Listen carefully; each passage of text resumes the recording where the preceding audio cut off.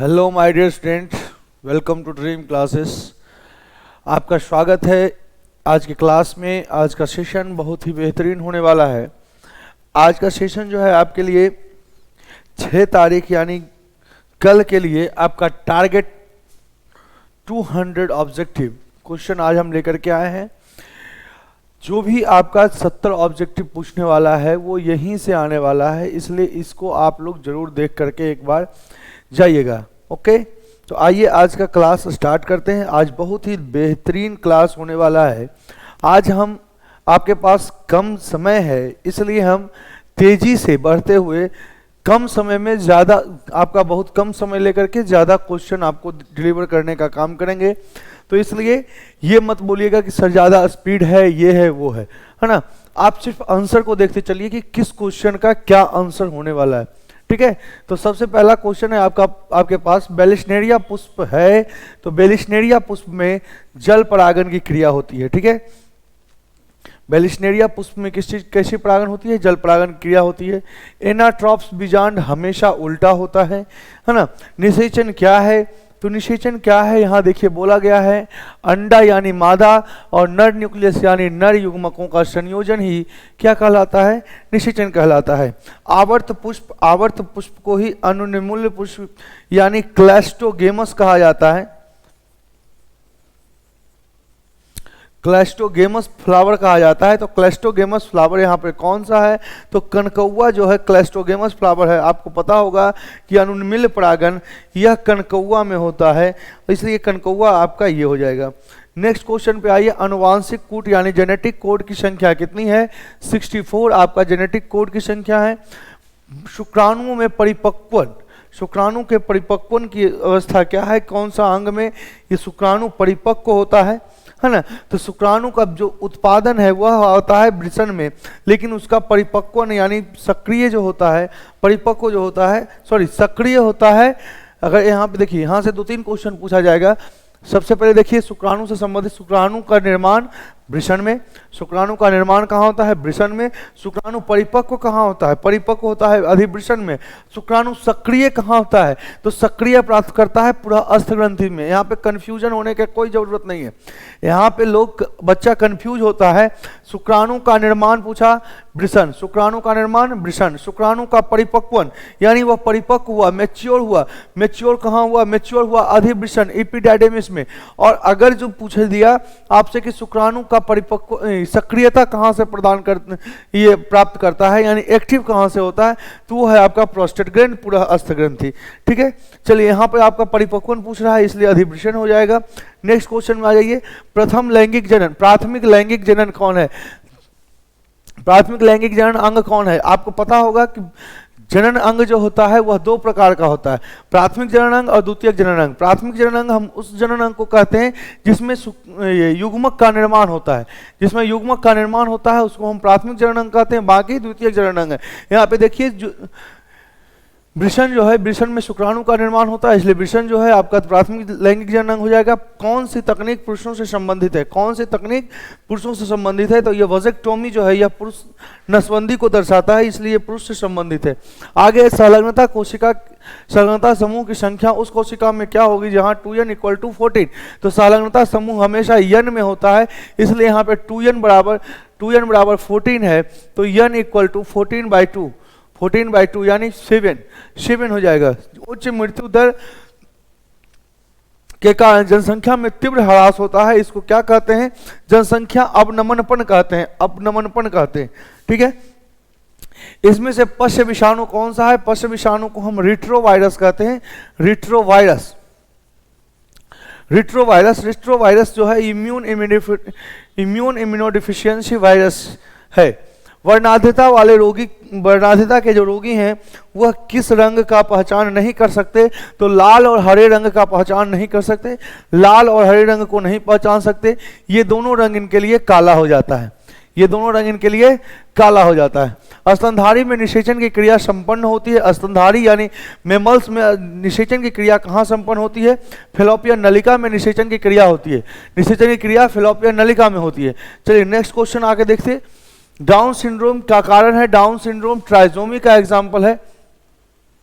Trisomy का example है। और ट्राइजोमी जो है, ट्राइजोमी में होता है 2n+1, 2n+1 यानी 46+1 यानी 47 क्रोमोसोम।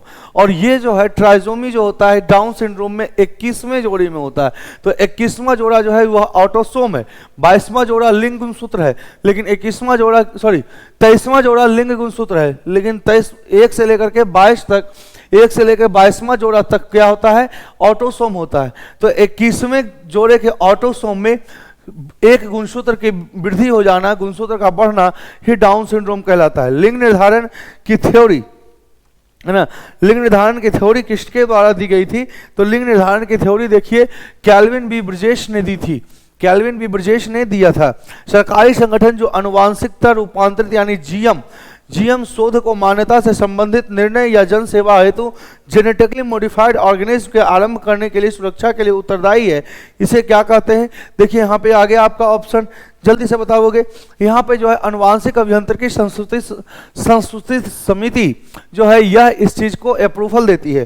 ठीक है, आगे देखिए रजोनिवृत्ति यानी मासिक धर्म से छुटकारा कब, मासिक धर्म कब बंद हो जाता है स्त्रियों में? तो 50 वर्ष में। संबद्धता की खोज किसने की थी? संबद्धता की खोज पन्ने के द्वारा किया गया था, पन्ने के द्वारा किया गया था। ऑपेरॉन मॉडल, यहाँ पे ऑपेरॉन मॉडल होगा, ऑपेरॉन मॉडल प्रस्तावित किया गया था जैकब तथा मनोड के द्वारा, जैकब तथा मनोड के द्वारा ऑपेरॉन मॉडल प्रस्तावित किया गया था। अफीम किससे प्राप्त होता है? ऑपियम किससे प्राप्त होता है? तो ऑपियम प्राप्त होता है पेपेवर सेमनीफेरम से, पेपेवर सेमनीफेरम से यह अफीम प्राप्त किया जाता है। नेक्स्ट आ जाइए, बोलता है कि लिम्फोसाइट उत्पन्न होता है। लिम्फोसाइट देखिए कहाँ पे उत्पन्न होता है, आपको पता होना। टी लिम्फोसाइट, सॉरी यहाँ पे पूछा है टी लिम्फोसाइट कहाँ से उत्पन्न हो रहा है? तो टी लिम्फोसाइट थाइमस में उत्पन्न होता है। ठीक है, निम्न में से कौन सा यौन संचारित रोग है? सिफिलिस, गोनोरिया, ये सभी जो है यौन संचारित रोगों में से आते हैं। आगे है आपका घेघा। घेघा किस रोग से? घेघा जो है गलघंट इसी को कहते हैं। गलघंट जो है यह थायरॉक्सिन हार्मोन यानी थायराइड ग्रंथि में होने गड़बड़ी से प्राप्त होता है। मनुष्य में दाद नामक रोग, दाद खाद खुजली जो है यह कवक से होता है। क्लोरेला निम्न में से क्या है? क्लोरेला हो जाए, स्पाइरुलिना हो जाए या स्नेडस्मस हो जाए, यह तीनों जो है एकल कोशिका प्रोटीन के अंतर्गत आता है। एकल कोशिका प्रोटीन के अंतर्गत आता है। प्रोटीन आपका यहाँ पर आ गया है। ठीक है, एकल कोशिका प्रोटीन सिंगल सेल प्रोटीन के अंतर्गत आता है। बोलता है बायोगैस में होता है। बायोगैस में क्या क्या होता है जल्दी से बताइएगा। बायोगैस में क्या होता है? तो बायोगैस में CH4 होता है, मीथेन होता है। ठीक है, knife gene nitrogen fixing gene कहाँ पाया जाता है? तो नाइट्रोजन फिक्सिंग जीन राइजोबियम में पाया जाता है, राइजोबियम में। एल्कोहलिक किण्वन किससे होता है? एल्कोहलिक किण्वन ईस्ट से होता है। ईस्ट से इथाइल एल्कोहल प्राप्त किए जाते हैं, है ना। इथाइल एल्कोहल प्राप्त किया जाता है ना। इथाइल एल्कोहल प्राप्त किया जाता है ईस्ट के किण्वन से। ठीक है, नेक्स्ट आ जाइए।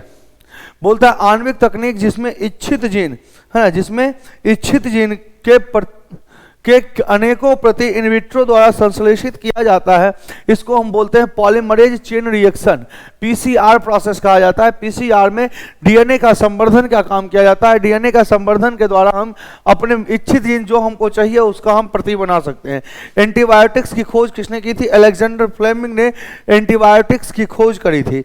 नेक्स्ट आ जाइए, इनमें से कौन सा कूट फल है? कूट फल, मिथ्या फल, असत्य फल, सब इसी को कहा जाता है। इसके लिए इसका आंसर हो जाएगा आपका सेब।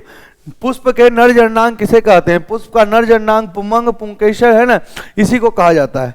चलिए नेक्स्ट आ जाइए, चमगादड़ के द्वारा परागण कहलाता है। चमगादड़ के द्वारा परागण कायरेप्टोफिली कहलाएगा। कहीं कहीं पे यही कायरेप्टोफिली चिरेप्टोफिली लिखा हुआ मिलता है।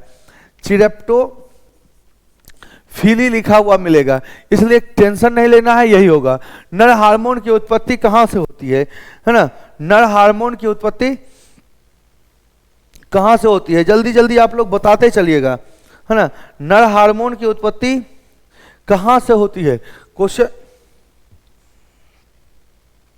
है ना। नर हार्मोन की उत्पत्ति कहां से होती है? जल्दी से बताओगे। ये बहुत ही बढ़िया क्वेश्चन है। नर हार्मोन की उत्पत्ति लीवर से नहीं होगा, कि अंडकोश से अंडकोश यानी वृषण, अंडकोश यानी वृषण, वृषण से ही नर हार्मोन की उत्पत्ति होती है ना। यही आपका राइट आंसर हो जाएगा। आगे देखिए, अंडाशय के द्वारा उत्पन्न मादा युग्मक है, अंडाशय के द्वारा उत्पन्न मादा युग्मक अंडाणु कहलाता है। शुक्राणु जनन प्रेरित करता है, शुक्राणु जनन यानी शुक्राणु जनन की क्रिया को कौन प्रेरित करता है? FSH hormone, follicle stimulating hormone. संतानोत्पत्ति यानी संतान के निर्माण के लिए, नियंत्रण के लिए उपाय है ना, नियंत्रण के लिए, संतान उत्पत्ति के लिए है ना, को क्या कौन सा उपाय है? तो देखिए, संतान उत्पत्ति को नियंत्रण के लिए हार्मोनल विधि मालायन मालाडी, ठीक है, प्राकृतिक विधि भी होगा जिसमें कि अनावर्त स्तनपान विधि और बाह्यस्खलन विधि आएगा। यांत्रिक विधि में कॉपर टी, कॉपर 7, लिम्बेस लूप आएंगे, यानी यह सभी हो जाएगा। संतानोत्पत्ति के लिए ये सभी कारण जिम्मेदार हैं। नेक्स्ट आ जाइए, परखनली शिशु उत्पन्न करने के लिए भ्रूण को किस अवस्था में कोशिका के अंदर प्रेषित किया जाता है यानी रोपित किया जाता है? तो यह 32 कोशिकीय अवस्था हो जाएगा। परागकण है, परागकण एक नर युग्मक है, परागकण क्या है? नर युग्मक है, ठीक है। मानव रुधिर वर्ग में, मानव रुधिर वर्ग AB में होता है। AB में देखिए एंटीजन दोनों A तथा B पाए जाते हैं। मानव रुधिर वर्ग में एंटीजन A तथा B पाया जाता है, लेकिन एंटीबॉडी कोई नहीं पाया जाता, तो एंटीबॉडी अनुपस्थित होते हैं। मेंडल का नियम क्या है? मेंडल के नियम का अपवाद, सॉरी यहाँ क्या पूछ रहा है? मेंडल के नियम का एक अपवाद है। अपवाद कौन है? अपवाद देखिए आपका है सहलग्नता। सहलग्नता जो है यह मेंडल के नियम का अपवाद है। मेंडल का यहाँ क्या पूछ रहा है? देखिए एक बार क्वेश्चन फिर से, मेंडल के नियम का एक अपवाद है, अपवाद जो है संलग्नता हो जाएगा। क्रॉसिंग ओवर की क्रिया कब संपन्न होती है? तो पैकेटीन अवस्था में क्रॉसिंग ओवर की प्रक्रिया संपन्न हो जाती है, ठीक है। आगे देखिए क्वेश्चन पूछ रहा है, नर युग्मक में गुणसूत्र जो है AB इस तरह का जीनोटाइप हो तो उससे जो नए व्यक्ति प्राप्त होंगे उनका जीनोटाइप क्या हो जाएगा, है ना? उनका जीनोटाइप देखिए क्या हो जाएगा, उनका जीनोटाइप हो जाएगा capital B small b। DNA से mRNA बनने की क्रिया, डीएनए से mRNA बनने की जो प्रक्रिया है, mRNA बनने की जो प्रक्रिया है इसको हम ट्रांसक्रिप्शन कहते हैं, है ना, ट्रांसक्रिप्शन कहते हैं। ऑपेरॉन मॉडल किसने प्रस्तावित किया? जैकब तथा मनोड ने, जैकब था मनोड ने। निम्नलिखित में से कौन समापन कोड है? निम्नलिखित में से कौन समापन कोड है? तो UAA यहाँ पर जो है समापन कोड है। UAA, UGA और UAG यह तीनों समापन कोड है। जो जीन अपना स्थान बदलते रहते हैं उन्हें क्या कहते हैं? उन्हें जंपिंग जीन कहते हैं। उन्हें क्या कहते हैं? जंपिंग जीन कहते हैं। जंपिंग जीन कहते हैं या ट्रांसपोन्स जीन कहते हैं। ट्रांसपोन्स जीन या जंपिंग जीन कहते हैं, ठीक है, जंपिंग जीन कहा जाता है, ठीक है। न्यूक्लिक अम्ल पॉलीमर है, न्यूक्लियोटाइड का पॉलीमर है। पुंकेसर किसका प्रतिनिधित्व करता है? पुंकेसर लघु बीजाणुधानी का लघु बीजाणुधानी नरयुग्मोद्भिद नरयुग्मक, है ना। पुंकेसर जो है यह जो होगा, पुंकेसर किसका प्रतिनिधित्व करता है? तो पुंकेसर जो है यह लघु बीजाणुधानी का प्रतिनिधित्व करता है, लघु बीजाणुधानी का प्रतिनिधित्व करता है, ठीक है। नेक्स्ट आगे आ जाइए, बोलता है विषाणु संक्रमित कोशिका निम्नांकित में से कौन सा हार्मोन स्रावित करती है? यह देखिए इंटरल्यूकिन स्रावित करता है, इंटरफेरॉन भी स्रावित करता है, ट्यूमर नेक्रोसिस फैक्टर, यानी यह सभी स्रावित करेगा, ठीक है। फलेरिया रोग का वाहक कौन है? फलेरिया रोग का वाहक यहाँ पर मादा क्यूलेक्स मच्छर होगा। मादा एनोफिलीज मच्छर जो है यह मलेरिया रोग का वाहक है। मादा मच्छर जो है, मादा एनोफिलीज मच्छर, है ना, यह मलेरिया का वाहक है, और मादा क्यूलेक्स मच्छर जो है यह फलेरिया का वाहक है, ठीक है। चलिए नेक्स्ट आ जाइए, HIV निम्न में से किस कोशिका पर पहले आक्रमण करता है? यह T हेल्पर सेल के ऊपर आक्रमण करता है। इनमें से कौन सा वायरस जनित रोग है? वायरस से होने वाला रोग यहाँ पर कौन है ना, पूछ रहा है वायरस से होने वाला रोग कौन है? ये जो है प्लाज्मोडियम यानी प्रोटोजोआ से होगा। यह जो होगा यह हो जाएगा आपका वायरस से, यह जीवाणु से हो जाएगा, विब्रियो कोलेरी जीवाणु से हो जाएगा। EB जीवाणु से। पोलियो जो है यह वायरस से होने वाला रोग है। अम्लीय वर्षा का कारक है, अम्लीय वर्षा का कारक NO2 और SO2 है। NO2 और SO2 देखिए, NO2 और SO2 यह दोनों जो है जल से अभिक्रिया करके, H2O से अभिक्रिया करके बनाता है HNO3, है ना, HNO3 बना लेता है। और ये जो SO2 है यह जल से अभिक्रिया करके, है ना, जल से अभिक्रिया करके बना लेता है H2SO4, H2SO4। तो यहाँ पर जो है नाइट्रिक अम्ल और सल्फ्यूरिक अम्ल जो है वर्षा बूंद के साथ पृथ्वी पर आते हैं, इसी को हम अम्लीय वर्षा कहते हैं।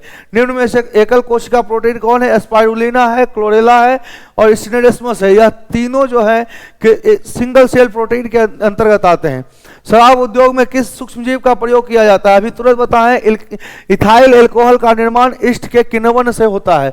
तो ईस्ट के लिए, ईस्ट जो है यह किसके लिए होगा? शराब के उत्पादन के लिए, शराब उद्योग के लिए यह उपयोग में आ जाएगा। आगे है ना, आगे है 57 जीन गण, है ना, पूछ रहा है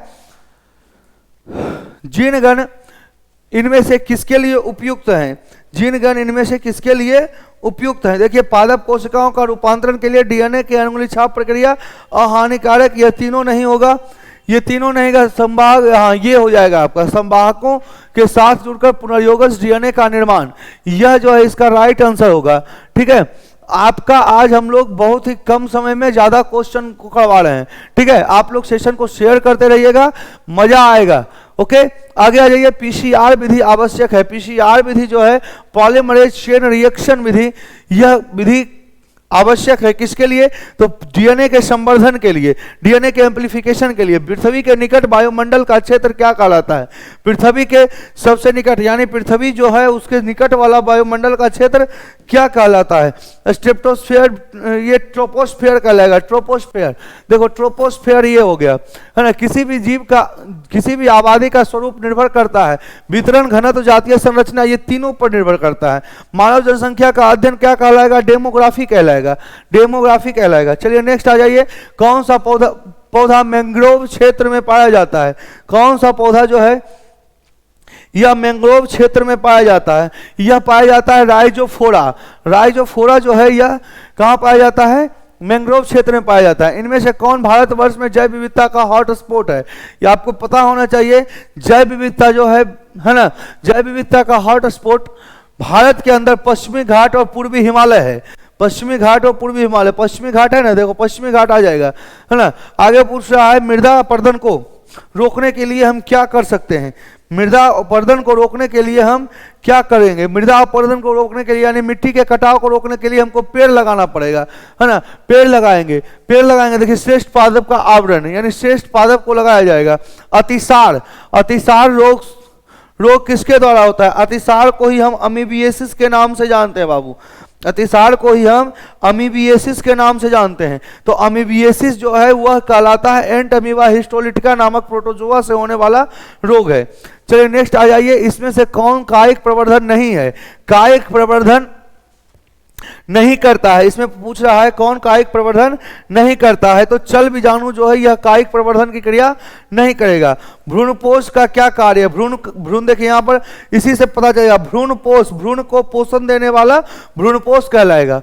भ्रूण को पोषण देने वाला भ्रूणपोष कहलाएगा। इनमें से किसका पुष्पासन खाया जाता है? हमेशा मिथ्या फल का पुष्पासन खाया जाता है। मिथ्या फल, है ना, मिथ्या फल, झूठा फल, कूट फल, यही हो गया। तो इसमें देखिए लीची, सेव जो है ये आपका सही आंसर हो जाएगा। परागकण में सबसे बड़ा केंद्रक, परागकण में सबसे बड़ा केंद्रक होता है, कौन होता है? तो परागकण का सबसे बड़ा केंद्रक नलिका केंद्रक होता है। ठीक है, नेक्स्ट आ जाइए। गेमिट का निर्माण क्या कहलाता है? तो गेमिट का निर्माण गेमिटोजिनेसिस कहलाता है। गेमिट का निर्माण क्या कहलाता है? गेमिटोजिनेसिस। गेमिटोजिनेसिस के द्वारा ही गेमिट का निर्माण होता है, गेमिट का फॉर्मेशन होता है। आगे देखिए, बोल रहा है मनुष्य के प्राथमिक शुक्राणु कोशिकाओं में ऑटोसोम की संख्या क्या होगी? प्राथमिक शुक्राणु के बाद द्वितीयक शुक्राणु, द्वितीयक शुक्राणु के बाद, है ना, प्राइमरी स्पर्मेटिड्स, प्राइमरी स्पर्मेटिड्स के बाद आ जाएगा पूर्व शुक्राणु, पूर्व शुक्राणु के बाद आ जाएगा शुक्राणु। तो प्राथमिक शुक्राणु में कोशिका की संख्या 2n यानी क्या पूछ रहा है? ऑटोसोम कितना होगा? तो ऑटोसोम यानी 46 गुणसूत्र में 44 को ऑटोसोम हो जाएगा। 44 देखिए आंसर कहीं पर है ना, 44 आपका ये आंसर सही हो जाएगा। चलिए आगे बढ़ते हैं। बोलता है जनसंख्या वृद्धि का दुष्परिणाम क्या हो जाएगा? आय में कमी, जमीन में कमी, खनिज पदार्थ में कमी, सभी। इनमें से कौन सा यौन संचारित रोग है? गोनोरिया। देखिए निषेरिया गोनोरी से होने वाला यह रोग जो है क्या है? निषेरिया गोनोरी से होने वाला रोग यह जो है यही है आपका क्या? यौन संचारित रोग है। चलिए नेक्स्ट आ जाइए अगले क्वेश्चन की तरफ। RU486 दवा का प्रयोग हम किसके लिए करते हैं? तो गर्भपात के लिए यानी ऑवर्सन के लिए हम क्या करते हैं? RU486 दवा का प्रयोग करते हैं। F2 संतति में बाह्य लक्षणीय अनुपात यानी फिनोटिपिक अनुपात अपूर्ण प्रभाविता में क्या होगी? देखिए अपूर्ण प्रभाविता जैसे ही पूछ लिया जाए तो अपूर्ण प्रभाविता में फिनोटिपिक और जीनोटिपिक दोनों अनुपात एक ही होता है, 1:2:1, 1:2:1 होता है। ठीक है, देखिए यहाँ पे 1:2:1, इनमें से कोई नहीं हो जाएगा, इनमें से कोई नहीं, 1:2:1 होता है। इनमें से कौन मेंडल के नियम का व्यापक नहीं है? व्यापक नहीं है यानी मेंडल के द्वारा कौन सा नियम दिया नहीं गया है, ये पूछ रहा है। इनमें से कौन मेंडल के नियम का व्यापक नहीं है? स्वतंत्र अभ्युहन का सिद्धांत है ना, स्वतंत्र संकलन एवं अभ्युहन का सिद्धांत होता है, लेकिन यहाँ पे स्वतंत्र संकलन एवं अभ्युहन का सिद्धांत है ना। आगे देखिए क्रॉसिंग ओवर किस अवस्था में होती है? बाबू ने पैकेटीन अवस्था में होती है, पहले ही बताए, पैकेटीन अवस्था में। अनुवांशिकी के जनक किन्हें कहा गया है? अनुवांशिकी के जनक ग्रेगर जॉन मेंडल को कहा गया है। डीएनए से एमआरएनए बनने की क्रिया अभी तुरंत बताएं, ट्रांसक्रिप्शन कहलाता है। ठीक है, नेक्स्ट आ जाइए। न्यूक्लिक अम्ल पॉलीमर है किसका? तो न्यूक्लियोटाइड का पॉलीमर है।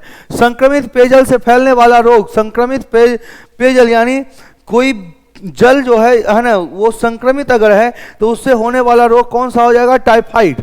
मलेरिया रोग फैलता है, मलेरिया रोग प्लाज्मोडियम से फैलता है, यह मादा एनोफिलीज मच्छर के द्वारा हमारे बॉडी में प्रवेश कराया जाता है। सिंड्रोम का अर्थ क्या है? सिंड्रोम का मतलब होता है अलग अलग लक्षणों का समूह, बहुत सारे लक्षणों का समूह क्या कहलाता है? सिंड्रोम कहलाता है। ठीक है, लक्षणों का समूह सिंड्रोम कहलाता है। कैंसर बीमारी का उपचार शल्य क्रिया, कीमोथेरेपी, रेडियोथेरेपी, इन तीनों से किया जाएगा। दूध से दही बनाने के लिए लैक्टोबैसिलस जीवाणु का इस्तेमाल करते हैं। प्रतिजैविक क्या है? प्रतिजैविक एक प्रकार की औषधि है। ठीक है, किस प्रक्रिया के द्वारा लैक्टिक अम्ल का निर्माण किया जाता है? किस प्रक्रिया के द्वारा पूछ रहा है? लैक्टिक अम्ल का निर्माण किया जाता है। लैक्टिक एसिड को बनाने के लिए हम किण्वन की प्रक्रिया करेंगे, है ना। लैक्टिक एसिड को बनाने के लिए हम किसका इस्तेमाल करेंगे? किण्वन की प्रक्रिया का इस्तेमाल करेंगे। ठीक है, क्षय रोग का संक्रमण मुख्यतः किसके द्वारा होता है? क्षय रोग का संक्रमण जो है हवा के द्वारा होता है। ठीक है, किसी भी जनसंख्या में उपस्थित जीन एवं उनके एलील कहलाते हैं। किसी भी जनसंख्या में उपस्थित समस्त जीन एवं उनके एलील को हम क्या कहते हैं? जल्दी से बताइएगा। इसको हम कहते हैं, है ना, इसको हम जीन कोष के नाम से जानते हैं। इसको हम जीन कोष के नाम से जानते हैं। भ्रूणपोषीय बीज इनमें से हैं। भ्रूणपोषीय बीज यानी इंडोस्पर्मिक सीड कौन सा है? इंडोस्पर्मिक सीड अंडी है। चलिए, जौ भी है ना, जौ भी है, नारियल भी है, यानी उपरोक्त में से सभी हो जाएगा। कि यदि कोई प्रोटीन कूट लेखन जीन किसी विषमजात परपोषी के अभिव्यक्त होता है तो उसे क्या कहते हैं? है ना, उसे हम क्या कहेंगे जी? उसे हम कह जाएंगे विषमजात प्रोटीन कह लेंगे, विषमजात प्रोटीन कह लेंगे। क्राइजीन वॉल कृमि से किस फसल की रक्षा करता है? कपास की, है ना, कपास की, बीटी कॉटन इसी को कहते हैं, है ना। मानव प्रोटीन किस बीमारी के लिए उपयोग किया जाता है? मानव प्रोटीन किस बीमारी के लिए उपयोग किया जाता है? तो यह किया जाता है एम्फीसीमा का। ठीक है, विश्व स्वास्थ्य संगठन WHO के द्वारा ध्वनि तीव्रता किस जो है वह 20 से 30 डेसिबल को रखा गया है। विश्व पर्यावरण दिवस 5 जून को मनाया जाता है। निम्नांकित में से कौन संकटग्रस्त प्रजाति है? संकटग्रस्त प्रजाति के अंतर्गत कौन कौन आता है ना? संकटग्रस्त प्रजाति के अंतर्गत आ जाएगा आपका नेपेंथिस। भारत के वैश्विक जातीय विविधता का प्रतिशत है लगभग 8.1%। 8.1% भारत में जातीय विविधता का प्रतिशत है पूरे विश्व का। गैंडा अभ्यारण्य किस राज्य में है? तो असम में है। रेड डाटा बुक किसके द्वारा प्रकाशित की जाती है? IUCN, international union of conservation for nature के द्वारा। ठीक है, चलिए नेक्स्ट क्वेश्चन है। हम आज अभी तुरंत सेंचुरी बना लिए। ओजोन स्तर कहाँ पाया जाता है? ओजोन स्तर जो है ये कहाँ पाया जाता है? जल्दी से बताइएगा। ओजोन स्तर जो है यह पाया जाता है स्ट्रेटोस्फीयर में पाया जाता है। ठीक है, स्ट्रेटोस्फीयर में ओजोन परत पाया जाता है। ठीक है, चलिए अब हम अगले सेट की तरफ चलते हैं, है ना। अगला सेट हम लोग देख लेंगे। दूसरा सेट फिर से हम 100 का दूसरा सेट हम देखेंगे। ठीक है, तो आप सभी लोग बने रहिए।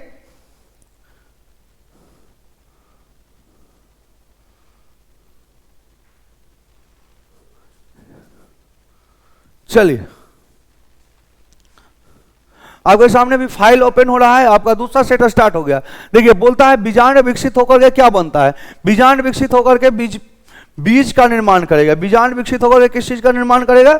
बीज का निर्माण करेगा, है ना। आप सभी लोग लाइव रहिएगा एकदम अंत तक, है ना।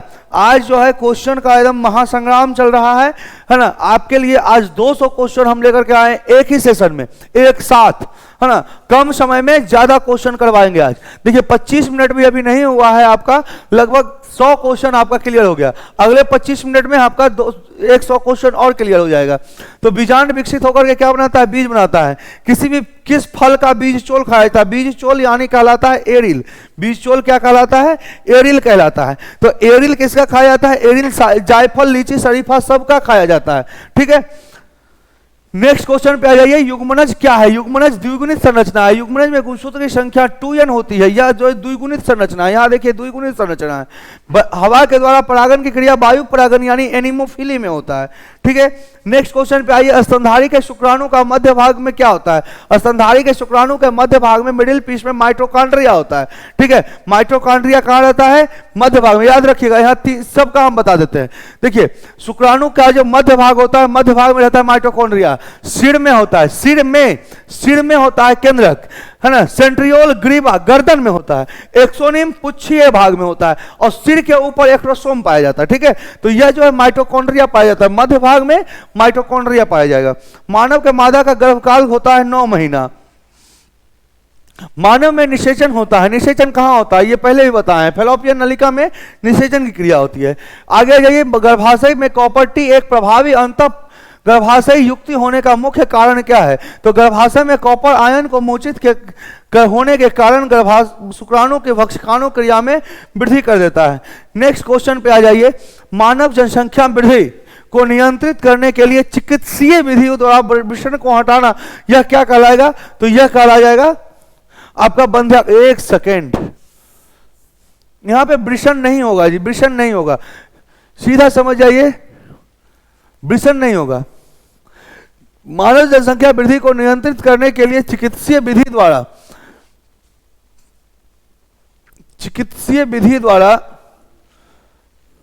वृषणों को हटाया जाना। ये क्वेश्चन ही हमको गलत लग रहा है, ये क्वेश्चन ही गलत आ गया है। ठीक है, ये वृषण कैसे हो जाएगा? वृषण को थोड़ी हटाया जाता है।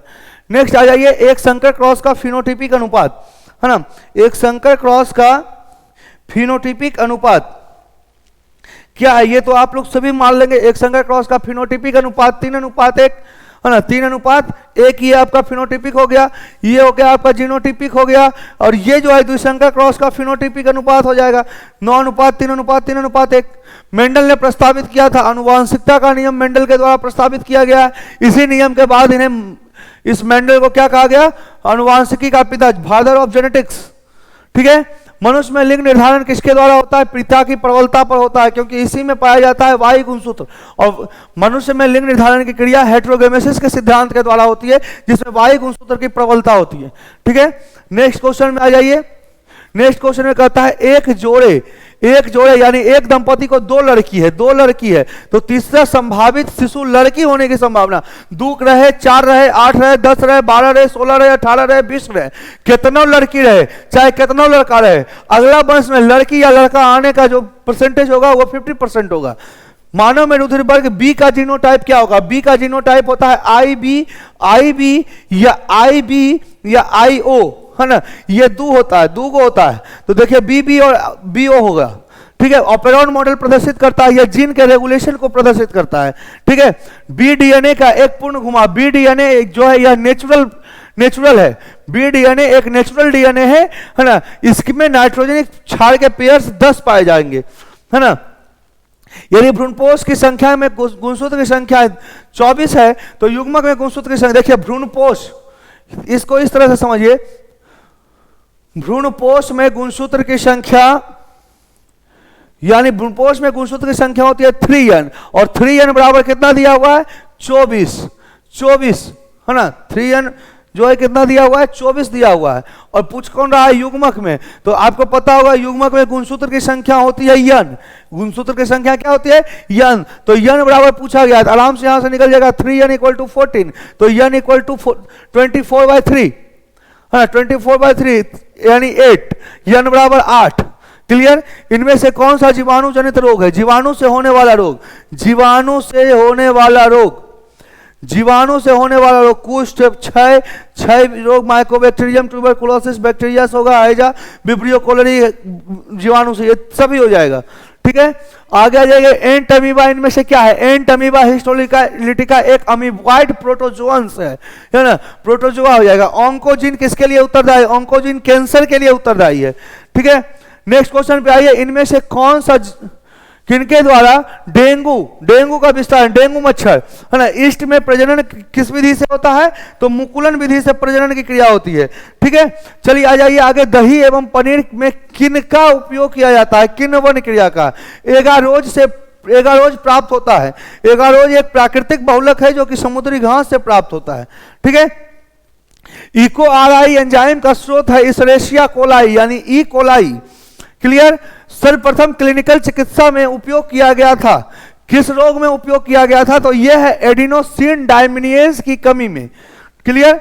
नेक्स्ट आ जाइए, बहुभ्रूणता सामान्यतः किसमें पाया जाता है, बहुभ्रूणता की खोज नींबू तथा आम में की गई थी। यह खोज ल्यूवेनहॉक के द्वारा किया गया था, ल्यूवेनहॉक के द्वारा इसका खोज किया गया था। इनमें से कौन सा पौधा जलोद्भिद यानी जल में उगने वाला है, तो जल में उगने वाला सिंघाड़ा है। नेक्स्ट आ जाइए, बढ़ता त्वचा कैंसर एवं उत्परिवर्तन दर किसकी अधिकता से होता है, बढ़ता, है ना, क्या बोला है, बढ़ता त्वचा कैंसर, है ना, बढ़ता त्वचा कैंसर उत्परिवर्तन दर के किस, उत्परिवर्तन दर की अधिकता किसके कारण है, ओजोन परत में कमी के कारण है। ठीक है, कीटभक्षी पौधे कीटों को खाते हैं, किस चीज के लिए खाते हैं, तो नाइट्रोजन के लिए खाते हैं। कीट को लेकर के उसके शरीर से नाइट्रोजन चूस लिया जाता है। ठीक है, नेक्स्ट क्वेश्चन पे आ जाइए। अगला क्वेश्चन है आपका, पौधे जो चट्टान पर उगते हैं, चट्टान पर उगने वाले पौधे को क्या कहते हैं, चट्टान पर उगने वाले पौधे को कहा जाता है लिथोफाइट, लिथोफाइट कहा जाता है। विश्व में पाए जाने वाले जैव विविधता हॉटस्पॉट की संख्या कितनी है, पूरे विश्व में हॉटस्पॉट की संख्या, जैव विविधता हॉटस्पॉट की संख्या 34 है, 34 है। आगे ये रेड डाटा बुक में सम्मिलित किया जाता है। रेड डाटा बुक में विलुप्त हो रहे पौधे की सूची, दुर्लभ पौधे की सूची, आपत्तिग्रस्त प्राणियों की सूची, इनमें से सभी, है ना, इनमें से सभी को शामिल किया गया है। आगे आ जाइए, ICBN, ICBN किसको का पूरा नाम क्या है, आई से हो जाएगा इंटरनेशनल, सी से हो जाएगा कोड, बी से हो जाएगा बॉटनिकल, है ना, और एन से हो जाएगा नॉमेनकल्चर, है ना। तो यहां देखिए इंटरनेशनल कोड ऑफ बॉटनिकल नॉमेनकल्चर, ये हो जाएगा इंटरनेशनल कोड ऑफ बॉटनिकल नॉमेनकल्चर। किस फल का बीज चोल खाया जाता था, बीज चोल यानी एरिल, जायफल, शरीफा, लीची सबका खाया जाता है ना। लीची का खाया जाने वाला भाग एरिल, एरिल यानी बीज चोल, एरिल यानी बीज चोल कहिए या एरिल कहिए, दोनों बातें की है। पुंकेसर को कितने भाग में बांटा गया, देखो पुंकेसर को 2 भागों में बांटा गया है ना। हम अपने बच्चे को बताएं कि पुंकेसर का 3 भाग होता है, लेकिन बाबू ने पुंकेसर की जब बात की जाएगी तो देखिए हम यहां पे लिखते हैं परागकोश, परागकोश लिखते हैं, ये वाला हमारा होता है पुतंतु, है ना, और ये वाला देखिए पार्ट होता है हमारा योजी। लेकिन योजी जो है बाबू, यह परागकोश का पुंकेसर का भाग नहीं है। योजी वह स्थान है जहां पर पुंकेसर आकर के पुष्पासन से जुड़ता है, इसलिए हम इसको कोई भाग नहीं कहेंगे। परागकोश और पुतंतु यही 2 भाग है। सर्टोली कोशिका कहां पाई जाती है, सर्टोली कोशिका वृषण में पाई जाती है। नेक्स्ट क्वेश्चन की तरफ बढ़िए, किस हार्मोन के द्वारा अंडोत्सर्ग के ऊपर नियंत्रण किया जाता है, अंडोत्सर्ग के ऊपर नियंत्रण किसके द्वारा किया जाएगा, तो अंडोत्सर्ग के ऊपर नियंत्रण FSH तथा LH के द्वारा किया जाएगा, है ना। FSH फॉलिकल स्टिमुलेटिंग हार्मोन और LH ल्यूटिनाइजिंग हार्मोन के द्वारा किया जाएगा। आगे कॉर्पस ल्यूटियम के द्वारा स्रावित होता है, कॉर्पस ल्यूटियम के द्वारा प्रोजेस्टेरॉन हार्मोन स्रावित होता है। ठीक है, नेक्स्ट आ जाइए, कॉपर टी रोकता है, कॉपर टी किस चीज को रोकता है, तो निषेचन को रोकता है। आगे आ जाइए, जन्म नियंत्रण की सर्वाधिक उपयुक्त विधि क्या है, जन्म नियंत्रण की सर्वाधिक यानी सबसे उपयुक्त विधि, कन्फर्मेशन विधि, वंध्याकरण, सर्जिकल विधि। एक स्थान पर उपस्थित रहने वाले जीन जिनकी भिन्न अभिव्यक्ति होती है उसे हम क्या कहते हैं? उसको हम बहु एलिल यानी मल्टी एलिल कहते हैं। ठीक है, उसको हम क्या कहते हैं? मल्टी एलिल कहते हैं। क्लियर है? चलिए आ जाइए, बहु एलिल कहा जाता है। नेक्स्ट है, मेंडल ने चयन किया था किसका? गार्डन मटर का, है ना, उद्यान मटर का। प्रतिकोडोन कहाँ पाया जाता है? प्रतिकोडोन टीआरएनए में पाया जाता है। टीआरएनए में प्रतिकोडोन पाया जाता है। आ जाइए आगे, बोलता है अनुलेखन में कौन सा एंजाइम भाग लेता है? अनुलेखन यानी ट्रांसक्रिप्शन में कौन सा एंजाइम भाग लेता है? RNA polymerase enzyme. भोजन विषाक्तता नामक यानी फूड पॉइजनिंग किससे होता है? तो फूड पॉइजनिंग होता है इशेरिशिया कोलाई से होता है। ठीक है, एसिटाबुलेरिया इनमें से क्या है? एसिटाबुलेरिया शैवाल है। लघु बीजाणु जनन के दौरान इनमें से अर्धसूत्री विभाजन किसमें होता है? लघु बीजाणु मातृ कोशिका में अर्धसूत्री विभाजन की क्रिया हो जाएगी। एड्स का कारक क्या है? एड्स का कारक HIV है। HIV। मिट्टी को उपजाऊ बनाने के लिए जैविक खाद का उपयोग करेंगे जिसमें राइजोबियम, एजोटोबैक्टर ये सभी आ जाएंगे। ठीक है, नेक्स्ट आ जाइए, क्वेश्चन नंबर 52 में आ जाइए। इडली एवं डोसा के लिए किस आटा का जीवाणु का प्रयोग किया जाता है? एंटीबायोटिक शब्द का प्रयोग सबसे पहले, देखिए एंटीबायोटिक का खोज फ्लेमिंग के द्वारा जरूर किया गया है, लेकिन एंटीबायोटिक शब्द का प्रयोग वॉक्समैन के द्वारा किया गया था।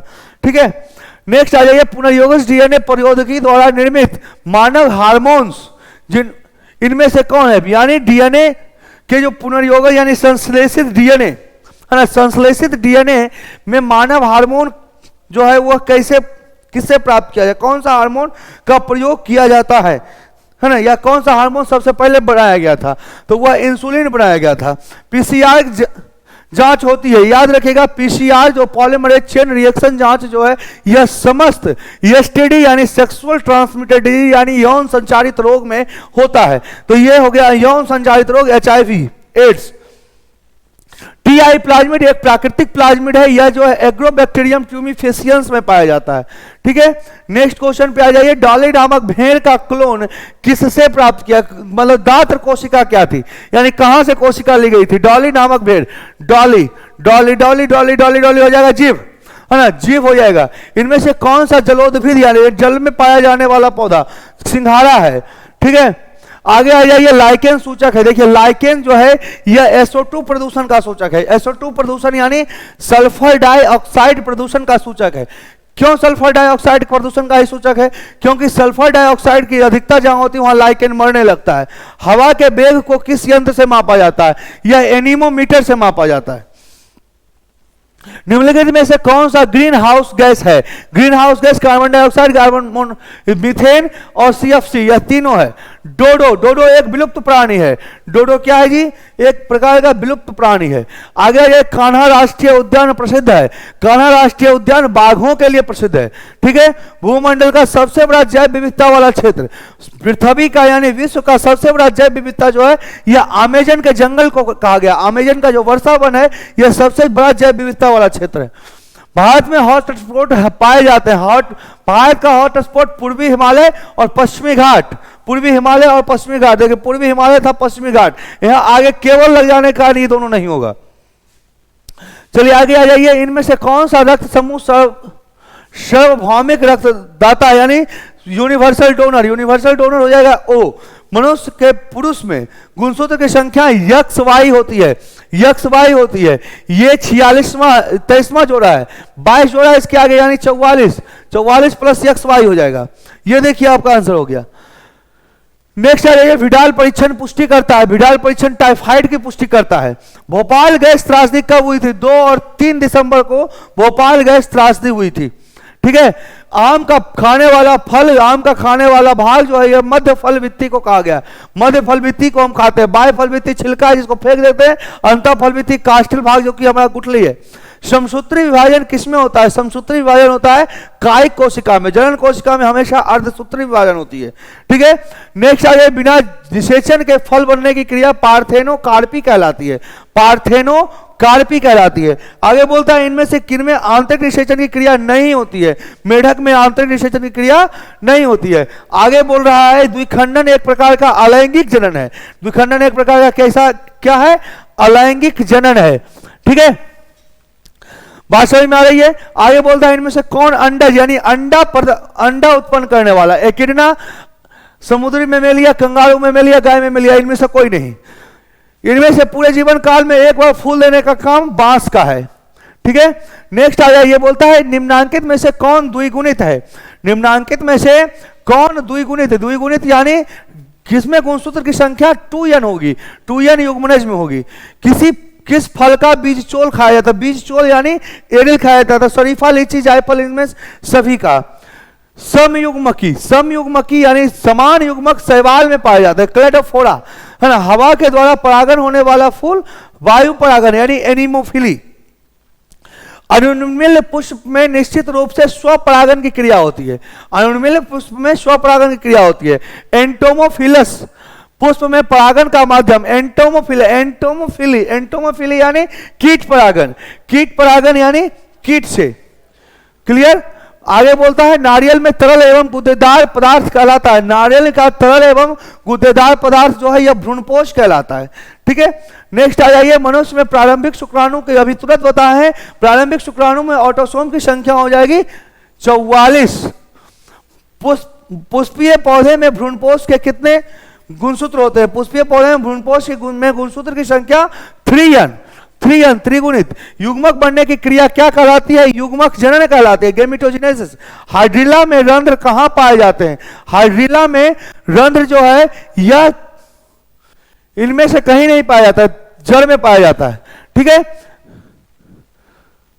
नहीं, हाइड्रिला में रंध्र दोनों में यानी पत्ती और तना दोनों जगह पाया जाएगा। सॉरी, परागकण का बाह्य चोल बना होता है। परागकण का बाह्य चोल जो है यह स्पोरोपोलिनिन से बनता है और आंतरिक चोल पैक्टोसेल्यूलोज से बनता है। ठीक है, नेक्स्ट आ जाइए, इनमें से कौन कीटभक्षी पौधा है? ड्रोसोरा और निपिंथिस यह दोनों कीटभक्षी पौधे हैं।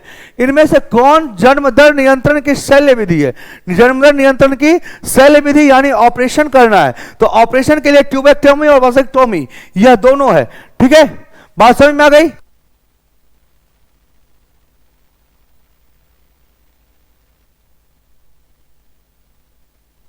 ठीक है जी, आ जाइए नेक्स्ट क्वेश्चन पे आते हैं। बोलता है इनमें से कौन क्लाइटोरिस का समजात अंग है? शिश्न है ना, शिश्न जो है यह समजात अंग है, इसी को लिंग कहा जाता है। मासिक चक्र में पाया जाता है। मासिक चक्र जो है प्राइमेट वर्ग के मादा, प्राइमेट ऑर्डर के मादा में यह मासिक चक्र की क्रिया होती है। आगे आ जाइए, बोलता है इनमें से किसका स्वर पिच उच्च होता है? यह स्वर पिच उच्च जो होता है वह किन्नर का होता है, हिजड़ा का। आगे देखिए है मानव स्त्री में अंडे का निर्माण होता है। मानव स्त्री में अंडे का निर्माण ओवरियन फॉलिकल यानी अंडाशयी पुटक में होता है। शुक्राणु जनन नियंत्रण किया जाता है ल्यूटिनाइजिंग हार्मोन के द्वारा। ठीक है, नेक्स्ट आ जाइए, बोलता है एक्रोसोम निम्न में से कहां किसका संभाग है? तो यह मानव शुक्राणु के शीर्ष पर पाया जाता है। मानव शुक्राणु के शीर्ष के ऊपर पाया जाता है। ठीक है, आगे देखिए, बोलता है एस्ट्रोजन और प्रोजेस्टेरोन स्रावित करता है। तो एस्ट्रोजन और प्रोजेस्टेरोन दोनों अपरा स्रावित करता है। ठीक है, आगे देखिए एक्रोसोम भाग है। एक्रोसोम किसका भाग है? शुक्राणु का भाग है। ठीक है, क्वेश्चन नंबर 200 आपका 200 यहां कंप्लीट होता है। 200 के साथ देखिए बोलता है सर्विक्स किसमें पाया जाता है? तो यह गर्भाशय के बॉडी एवं योनि के बीच में पाया जाता है। बात समझ में आ गया? आपका अभी लगातार 200 क्वेश्चन, बहुत ही कम समय यानी 50 मिनट से भी कम समय शायद लगा होगा, 43-44 मिनट होगा। 200 क्वेश्चन हमने आपको करवाया। इसी 200 क्वेश्चन से आपका कल के क्लास में आने वाला जो सवाल है ये यहीं से आएगा। इसको जरूर देख करके जाइएगा। अगर जो सेशन पसंद आए तो इसको अपने दोस्तों के साथ शेयर कीजिएगा। मिलते हैं अगले क्लास में, तब तक के लिए जय हिंद, बाय बाय।